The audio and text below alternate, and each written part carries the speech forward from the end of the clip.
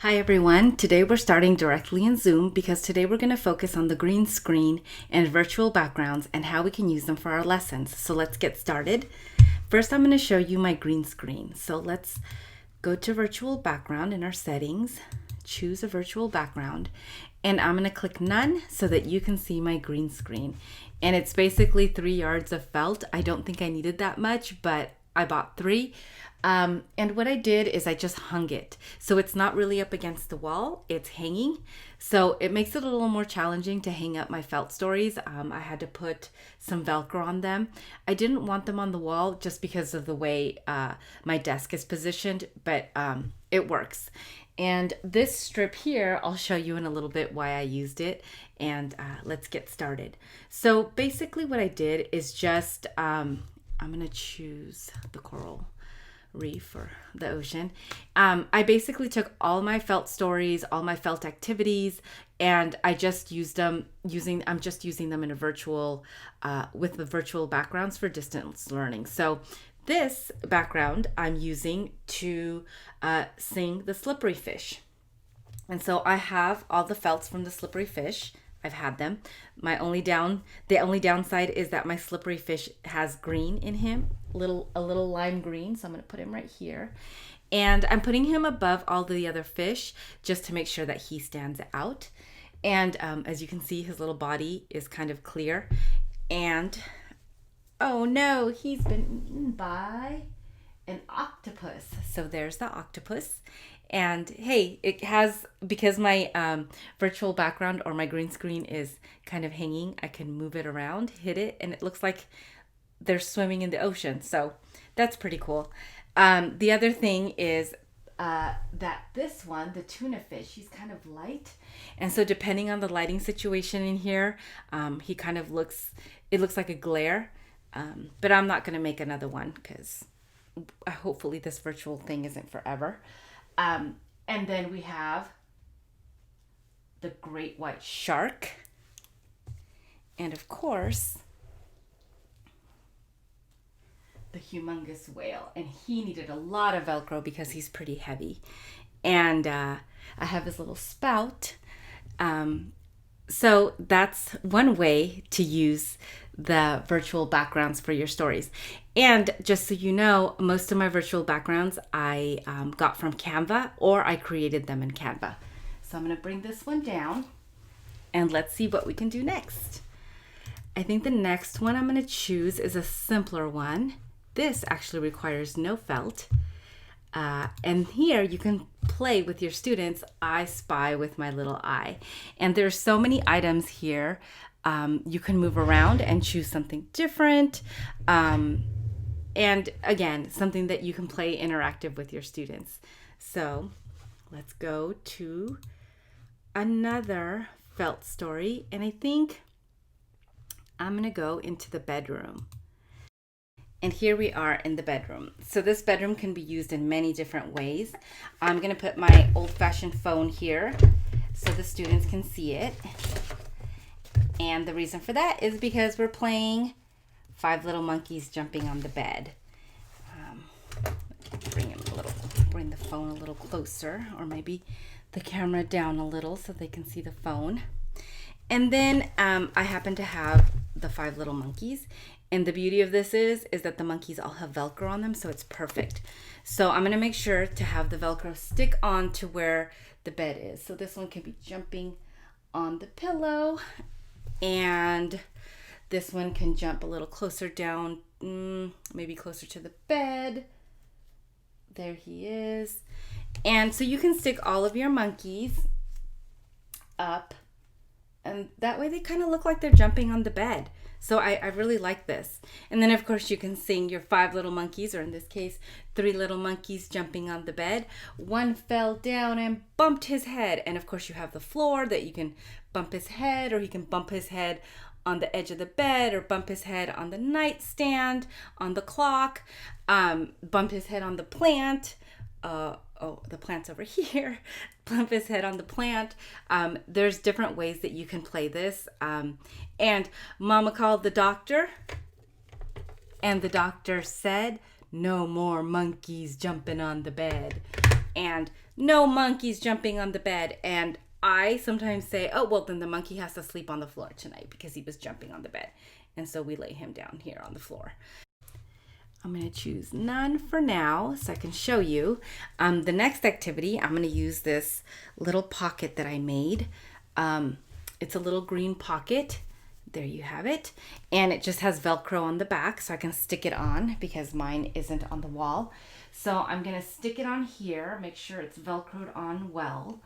And this one I'm going to keep up here. I know you're wondering what this is about, but we'll do that in a little bit.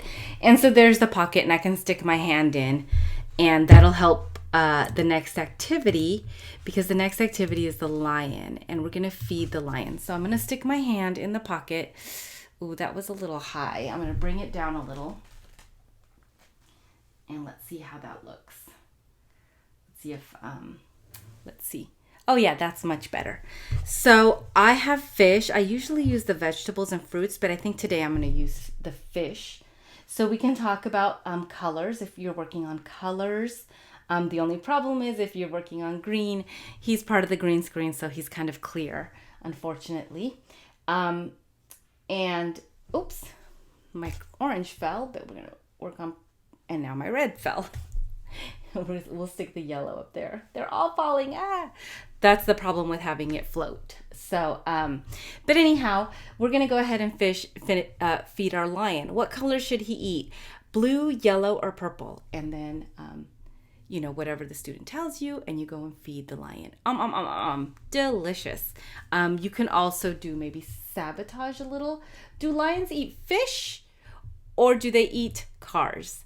And, sometimes the kids are silly and they'll say, he eats a car. It's like, oh no, it's going to have a tummy ache. So there's a lot of different ways that you can play with this. And now we're going to move on to the next one. And now you're going to know what the strip is for. We're going to choose the farm with the old lady, because today we're going to read, there was an old lady who swallowed a spider, but the book has some green in it. So those are the only complications with green items. So if you look at the strip, it kind of looks like it's going to go in her mouth and then into her tummy. So that's kind of the effect I'm trying to get. It's like, oh, it's going in her mouth and then it's going to wind up in her tummy. I just used a remnant of fabric just, for the effect of going in her mouth. The kitchen. Or dining room. So I'm going to move for this one on this side, because when I created this on Canva, I didn't quite create it. I should have made the table and chair smaller, but then I realized if it was any smaller, it wouldn't look right, because my pizza platter is already huge. So you can put your pizza platter there. You can choose to serve the pizza. Oh no, the pizza's in the window. Oh yeah, that's where the pizza's going to go on the table. You can pretend to make plates. You can put the pizza on the chair, under the chair, in the window. There's so many different ways. Also, you can use it for counting. How many pepperonis does that person want on their pizza? 2. And so you can put 2 pepperonis, just 1. There's a lot of different ways to play this game. So that's another one that I've played with my kids. The next virtual background I'm going to choose is going to be just the farm or farm area. So I have these little felt stories that I bought again at the dollar section at Target. So what we can do is we can just use the felts for singing a song, right? Old MacDonald had a farm, and the chicken is there, the pig, and the horse, right? Old MacDonald had a farm. Again, you can do on top, under, next to, sabotage. There are many things you can do. Oh no, how'd the chicken get on the tree? You can tell a story. Hey, the pig is on the roof. How did that happen? He's on top. Let's bring him down. Should we put him in the barn? Should we put him in the gate, next to the house, under the tree? There are different ways that you can play this. So I'm going to get rid of that. I can also use this background with my little felt faces. And if we're working on counting or sounds, 1, 2, oink, oink. There are 2 pigs.